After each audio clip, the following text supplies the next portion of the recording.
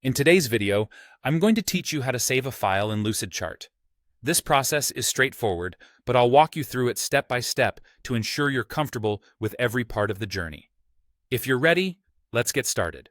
Once you're logged in, the next step is to navigate to the Documents section.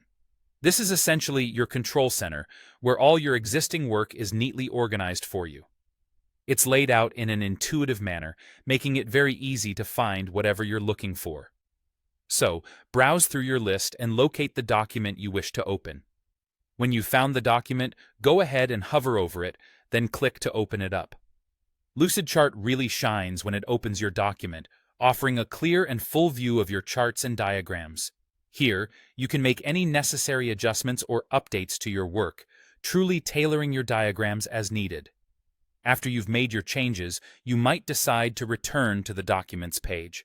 This is simple to do. Just click on the back button, and by doing this, you'll find yourself right back at your organized list of documents, ready to tackle the next task without any disruptions.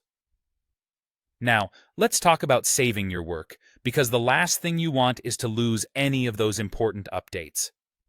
Here's one of the truly great things about Lucidchart.